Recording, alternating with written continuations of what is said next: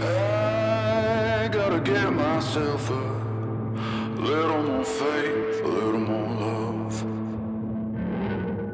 I'm your host, Christa Bigler, and I'm going to guess we have at least one thing in common, that we're both in pursuit of a less stressed life. On this show, I'll be interviewing experts and sharing clinical pearls from my years of practice to support high-performing, health-savvy women in pursuit of abundance and a less stressed life. One of my beliefs is that we always have options for getting the results we want, so let's see what's out there together.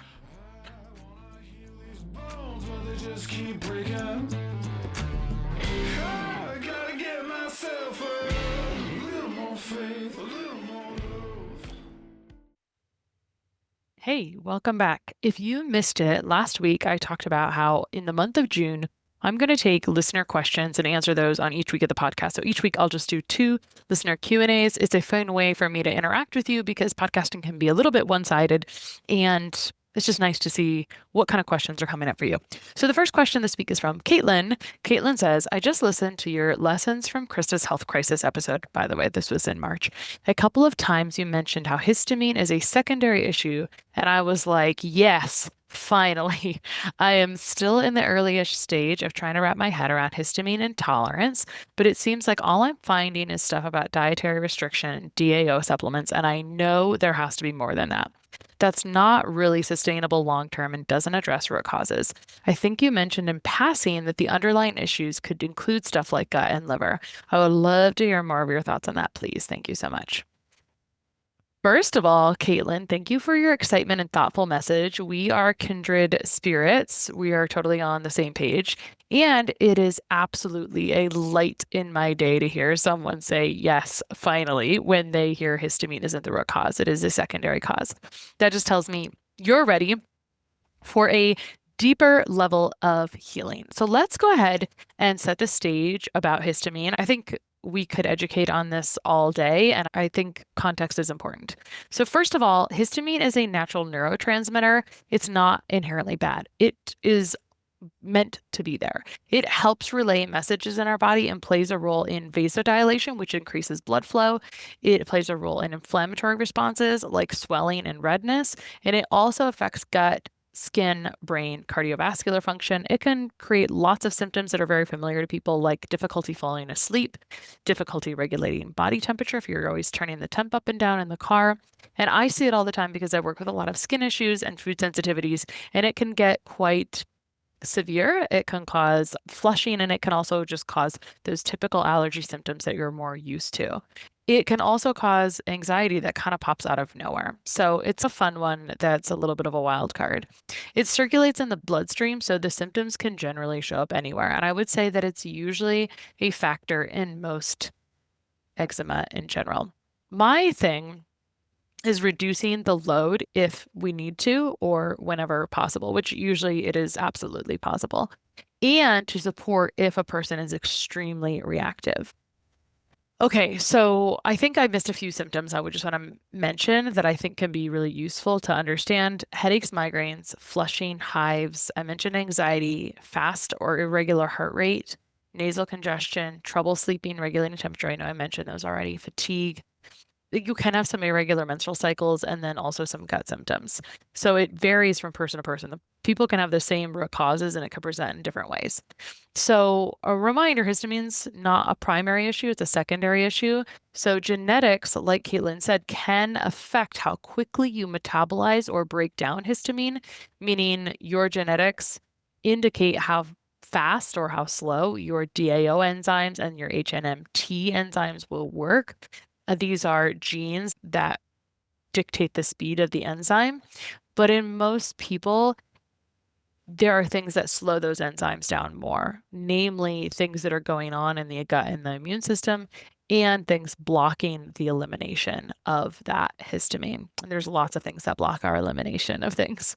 As Caitlin alluded to, some common root contributors can be gut imbalances, dysbiosis, bacterial overgrowth, which alone produce histamines. So it just increases the overall level of histamines. Any sluggishness to drainage, liver, and just an overall burden. So if you have a lot of histamine coming in, so any kind of mold exposure can create a lot of burden coming in that taxes histamine even further. And finally, nutrient deficiencies, which are going to be a side effect of any of these above issues, can impact enzyme function. You always need nutrients to make the gears turn. You always need workers to make the gears turn. So I look at histamine issues as part of an overall systems imbalance. Here's how I typically address it. One, reduce the load temporarily. This might include, the problem is this is where the internet stops with its help. And so this just means if you need to, you can reduce the load coming in. This is sometimes necessary in this literal season. It is springtime. It's still officially spring as of this recording. So we've got a lot of histamine depending on where you are in the US or in the world. Lots of things blooming. So reducing the load temperature, you can't do a lot about the pollen. It just depends on how can you reduce your load, which a lot of times it is what you're consuming. And we want to make it as simple as possible. So I always tell my clients, like, just sub it in with something you're not even going to miss. If you're consuming a lot of bananas, swap it with peaches. It's lower histamine. So that just might mean some simple food adjustments or some strategic support, but it's a very, as Caitlin said, a very short-term thing. And I'm never about a permanent restriction. So we can add in support if someone's really reactive. I don't really use a lot of DAO enzymes. That would be with extreme mast cell activation, which I'm generally avoiding. I don't think most people have mast cell activation. It is more common in the last 5 years because we've had a lot more insult to injury with the immune system with the virus that was very prominent. And also some other things that can support, aside from just correcting balance in the systems that are at the root causes of histamine, also nervous system, because the nervous system is going to talk to the gut and immune function. And so if the nervous system is out of regulation, it's going to communicate to the gut and immune system like nothing is safe, and it's going to light those up on fire. So wherever any system is overburdened or not working optimally, those gears aren't cranking, whether it's part nutrient deficiencies, part overgrowth, all of those pieces, it's about reducing system burden and repleting what's missing so the body can metabolize histamine properly again. There are just so many opportunities, Caitlin. So all is good. When I'm working through it with people, again, I'm maybe reducing burden, I'm correcting those imbalances, and then I'm restoring function to the systems, rebuilding those systems, and then supporting people to prevent relapse. And because things happen, right? Right now is histamine season, so things happen. I am also not a person who metabolizes it well automatically because my father had significant seasonal allergies. So I can look at that history and know that I've got to keep those systems in balance. And when those systems are not in balance, I'm going to have more symptoms potentially. And they're going to be really subtle at this point in my life. But when they're more significant, you can get more significant improvements. So the work is really about restoring balance, restoring function to the system so the body does what it's supposed to do. Yay, music to our ears. Histamine is just a messenger. So when you calm down the chaos underneath, the noise it creates starts to quiet down as well. All right. Thank you so much, Caitlin. All right, moving on to Katie's question. This is how Katie wrote her question. So I'll just read what she wrote. GI map for 3-year-old with constant scratching / food allergies / reactive cough. How important in diagnosing root cause is this test? Is there a better diagnostic test in your opinion? Thanks so much. So thank you, Katie. Thanks for your thoughtful question. And if I'm reading it, you're asking how helpful or important. I know sometimes we write things and then how I'm interpreting it. I'm just communicating how I think I'm supposed to interpret it. You're asking how helpful or important a GI map test is for your 3-year-old who's dealing with the scratching, the food allergies, and reactive cough. I assume that you already know that there is diagnosed food allergies. And something I'd like to say also about allergies is your diagnostic practitioner should diagnose those. Generally, we think about allergies being permanent. Just for a big picture conversation, generally we think about allergies being permanent as IgE, E as in elephant, IgE reactions, different than IgM or IgG or different types of other immune-mediated reactions. We usually think of those being permanent, but we know in the literature that it's pretty common to grow out of allergens anywhere from birth to age, essentially like 3 to 5 even sometimes, or can we reduce the severity? So when Katie's asking this question, I'm just assuming that she already knows that she has diagnosed food allergies and has established that with her clinician. And I always think that is very useful for people to know those types of things, like a true allergy, because if we continue to expose ourselves to true allergens when we know it's an irritant, you probably will have symptoms. I was just having that conversation with a client who's going through oral it's basically an oral tolerance immunotherapy to try to reduce severity of symptoms or severity of allergies more. Okay, so Katie's wondering if the GI map is going to be the best possible test she could take. All right, so to answer Katie's question, we got to zoom out. These symptoms, chronic itching, food reactions, and immune system irritation, like with chronic cough, or these are all kind of atopic symptoms. They do definitely point to gut and immune dysfunction. And Katie probably knows that most of the immune system is in the gut. So yes, gut testing it may help. But the real question isn't, is this test important? It is, one, will this test change what we do? Two, does it help us prioritize next steps? And three, are we prioritizing or expecting too much from a single test? In other words, I always tell my clients that there are two main questions they must answer before they do testing. I'm in a phase of where I prefer to do more informed testing. So, one, what is the test? What am I hoping to learn? And two, is it going to be okay if it shows me nothing? I think most people are not okay with that second question. And so you have to know that if you go in to get an allergy test and it shows you that there's no allergies, we're going to still rejoice that is good. So I will just say no test is perfect. Let's talk about what the test does and does not do. The GI map from Diagnostic Solutions, DSL, Diagnostic Solutions Lab, is an FDA-approved stool test that gives us a snapshot of what's happening in the gut.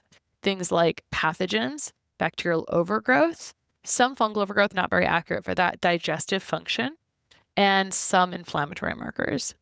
In kids, these results can be more significant because I think I have just opinions about why I always say kid tests are more honest. They don't have a lifetime full of skeletons in the closet. And in our gut, we have like layers, literally like dinosaurs. You've got them layered over time, and your body will create different mucus layers and things. So you don't always see everything in an adult stool test, whereas in kids, they're usually a little more interesting, actually. Okay. So I would say there's all kinds of compounding factors that affect that, but kids, you usually get a little bit more of an interesting or accurate or exciting test. But that said, there is no one test that will give you the full picture. I'm sure you know that, but I need to confirm your hunches.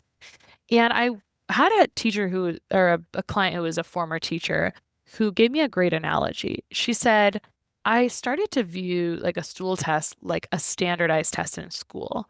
They're just a snapshot of one day, but not the full story.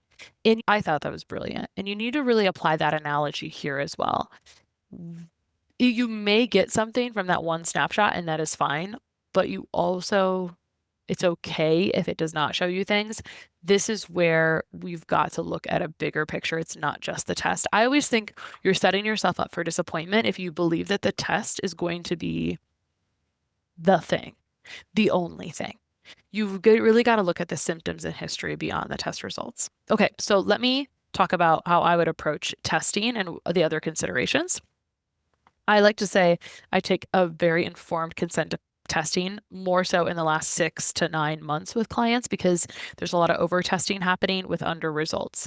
So I don't automatically recommend testing anymore, just because I think we can go in and get started based on symptoms and history. So I don't automatically recommend testing unless it's likely to change the treatment direction, or the parent or the person or the client really needs the data to feel confident in moving forward, which is totally valid. And it's extremely common in pediatrics. So I do use a fair bit of testing in pediatrics for that second reason. I do also use the GI map testing fairly often. I've got a lot of experience with this. I've got a lot of opinions about it, but I always pair it with symptom history, case patterns, clinical experience, and also client preference. If you only focus on one thing, you could miss something. You could focus on the wrong thing. And I think that it's one of our biggest failures in today's like functional medicine space is over focusing on the test and under focusing on the client's experience and their history. And I think that there's a bit of an art and a science to starting to assemble that history. I think the client needs to show up with a good history. I think that's a complaint I have when I'm doing one-on-one case audits is people don't show up even giving me a good history. I always try to compliment people profusely when they bring me the history I ask for. Please bullet point the history with the timeline, because when you do that, I can just help you faster. I can help you better. I don't have to try to excavate it. And guess what? Your doctor's got the same problem. When you can just show up and give them a bullet point history, they're just able to look at it with more intelligence. And when you show up as that kind of client, you're usually going to get better service. That's just how it works. Okay. There is some gaps here. So I just want to make sure, because I'm not having an actual physical conversation with you, and you probably know this, but the catch is that stool tests cannot be self-interpreted, at least these types of professional stool tests. I don't think personally. If I thought you could, I would totally tell you that you should. I've actually never uploaded one to ChatGPT. I should try that. But I would not self-interpret them, especially when it's your child, because it's your first time experimenting with it. So unless you have a lot of experience with this, that's not the person you want to do your testing on, right? And I would say most parents agree, at least all the people I have in my practice, they do not want to cause harm to their children. As an aside, I have not been very impressed. I've been quite underwhelmed by most consumer-facing test results. They're pretty vague and they don't really give much application, in my opinion. So I'll just mention that. That said, just don't expect that single test to give you all the answers. Again, you've got to look at testing as just a tool that adds more context to the symptoms and history. And they can be quite helpful when they're quite a mess. It's just really nice to show that to the parent. Oh, it's okay. Things are a mess. You're totally validated in these symptoms being an issue. And we also need to overlay it in the context of how you're responding to treatment, etc. I think the other thing is when you're looking for a partner to help you reduce symptom severity overall, you've got to find someone who aligns with your overall philosophy. For me, my philosophy is I want people to understand what they're doing. I don't want them to just ramrod through things. I want them to be able to stand on their own 2 feet when they're done as much as possible. Okay, so the best first step would be to release the concept that one test will unlock everything, because it won't. So I hope that helps you with understanding, especially when you're trying to budget different things. And ask, what do symptoms already tell us? Will the data shift our approach?